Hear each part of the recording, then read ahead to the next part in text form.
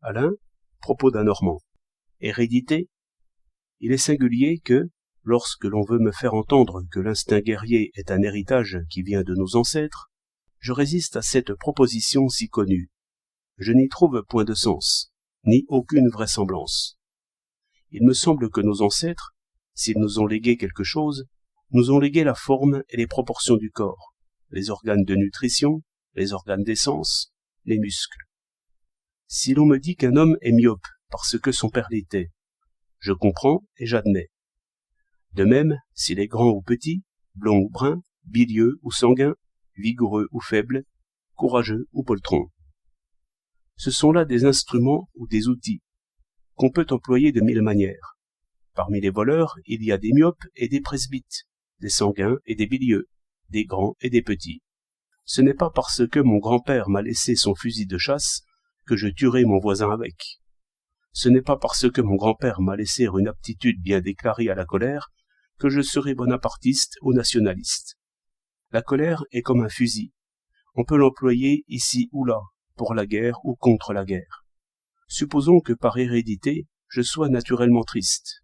Cela me conduira aussi bien à être un moine pleurard, ou bien un patriote gémissant, ou bien un disciple de Tolstoï. La tristesse habillera aussi bien toutes ces opinions.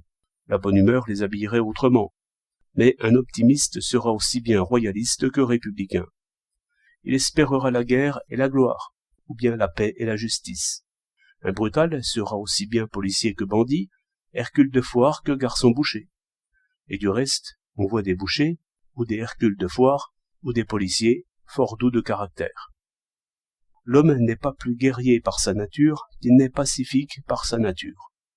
Il est l'un et l'autre, pacifique par la sympathie, les affections, la solidarité, guerrier par la colère, la vivacité, la concurrence.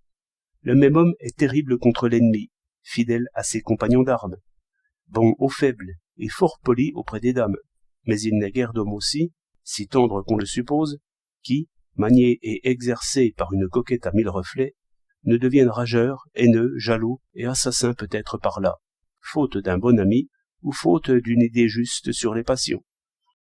Dans le fait, on a vu qu'un peuple pacifique, comme la France de 89 ou l'Allemagne, au temps où ce pays était la terre de l'amitié et de la poésie, peut devenir soudain guerrier, par les occasions et les événements. On dit souvent qu'on aime la chasse par une férocité héréditaire.